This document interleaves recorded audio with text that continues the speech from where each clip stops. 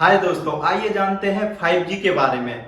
वो कौन से शहर हैं इंडिया के जिनमें सबसे पहले 5G आने वाला है, और वो कौन सी कंपनी है जो सबसे पहले 5G की सर्विस देने वाली है हमारे इंडिया में। और ये भी देखेंगे कि सबसे पहले जब 1G था, 1G की क्या स्पीड थी और क्या उसकी हिस्ट्री थी कि जिससे वो एक 1G 5G में बदल गया। और 5G नहीं बल्कि चाइना और बहुत सारी कंट्री 6G पे भी काम कर रही हैं। ये सब चीजें हम इस वीडियो में जानेंगे।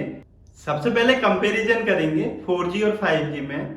आखिरकार क्यों 5G इतना एडवांस है, इतना फास्ट है, और 4G इससे कम क्यों है। मैं आपको बताता हूं। ये पूरा खेल डिपेंड करता है लेटेंसी के ऊपर। अब लेटेंसी का मीनिंग क्या होता है? लेटेंसी का मतलब होता है डिले। ये पूरी प्रोसेस इस पे डिपेंड करती है, लेटेंसी पे। और यही नहीं, एक और वर्ड है मिली सेकेंड। अब मिली सेकेंड क्या होता है? मिली सेकेंड जो होता है, एक मिनट में 60 सेकेंड होते हैं, और एक सेकेंड में 1000 मिली सेकेंड होती हैं। उस पे ये पूरा डिपेंड करता है स्पीड का कम आना और ज्यादा आना। 4G में 60 से 80 मिली सेकेंड लगते हैं, और 5G में 1 मिली सेकेंड लगेगा, तो तब आएगी स्पीड। इसमें मैं आपको बताता हूं, जो 4G में स्पीड आती है, डाउनलोडिंग स्पीड जो होती है, जैसे कि हम कोई मूवी या कोई भी हम फाइल अपनी डाउनलोड करते हैं, वो 1 GB पर सेकेंड की होती है, यानी कि 1 गीगाबाइट पर सेकेंड। और यही स्पीड 5G में 10 GB पर सेकेंड होगी, यानी कि 10 गीगाबाइट पर सेकेंड की होगी। और यही नहीं, आपको ये भी पता होना चाहिए कि इसमें जो टावर होता है बहुत स्मॉल होता है 5G में, और 4G में जो टावर होता है वो बहुत बिग होता है। 4G के कंपैरिजन में 5G 10 गुना ज्यादा फास्टर होगा। अब बात करते हैं, सबसे पहले 5G लॉन्च करने वाली है, 5G की सर्विस देने वाली है। अब आपके दिमाग में आ रहा होगा या तो एयरटेल या जियो, क्योंकि जियो और एयरटेल दोनों ही कंपटीशन में है 5G में। ये इस मंथ में ही लॉन्च कर देंगी, सर्विस प्रोवाइड करना चालू कर देंगी, पर पूरे इंडिया में नहीं, केवल सेलेक्टेड जो सिटीज हैं। अब उन सिटी का नाम जानते हैं, कौन कौन सी ऐसी सिटीज हैं कि जिनमें 5G की सर्विस सबसे पहले मिलने वाली है। मैं आपको बता दूं, दिल्ली, मुंबई, कोलकाता और हैदराबाद, गुरुग्राम, चंडीगढ़, लखनऊ, पुणे एंड बेंगलुरु, ये मेजर सिटी हैं, यानी कि मेट्रो सिटी हैं। सबसे पहले मेट्रो सिटी को टारगेट किया है।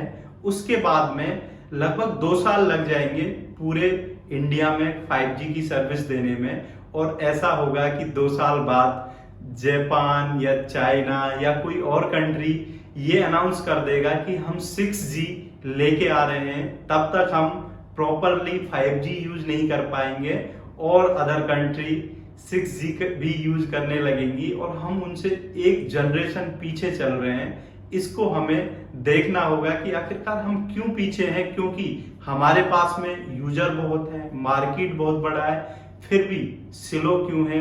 इसके पीछे के रीजन आप कमेंट्स में बताइए।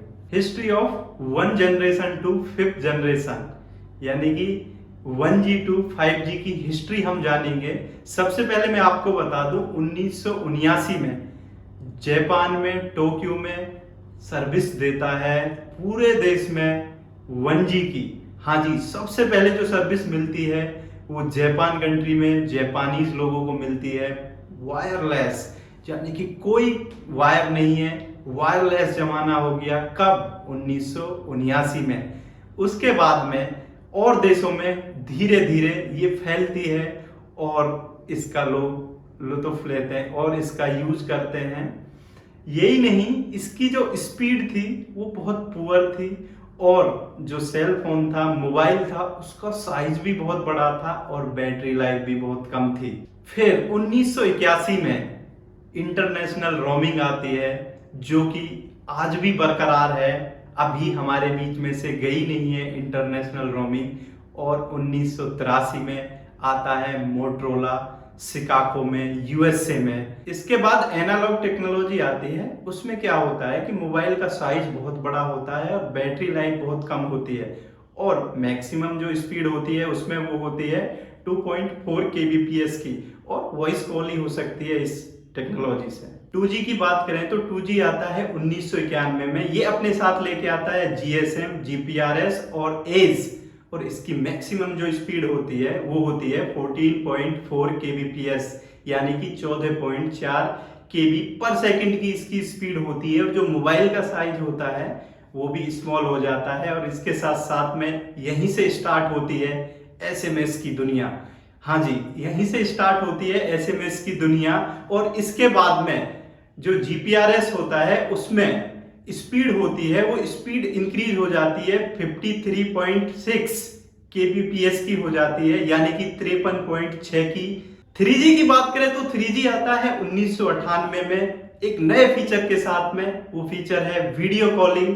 बेसिकली इसको स्टार्ट किया गया था जापान से, पर इसको पब्लिकली लॉन्च किया जाता है साउथ कोरिया के द्वारा 2001 में। और जो स्पीड होती है वो होती है 5.7 mbps की।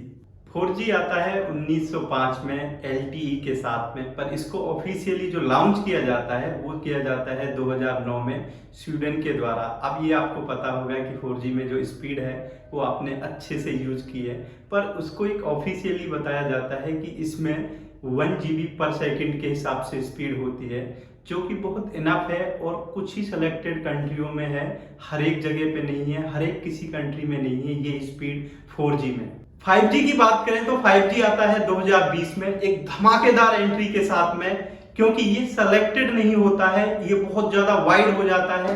उसी बेस पे इसकी जो डिमांड है वो बहुत ज्यादा होगी फ्यूचर में, क्योंकि इस पे डिपेंड होगा self driving car, sensor, artificial intelligence, internet of things, ये सब चीज डिपेंड करेगी 5G पे। इसका जो मल्टीपल यूजेस होंगे वो लॉजिस्टिक में या फिर एक ग्रिड सिस्टम जो होता है उसमें जो यूज होगा वो बहुत एडवांस बना देगा हमारे एनवायरनमेंट को, जब 5G पूर्ण रूप से फैल जाएगा।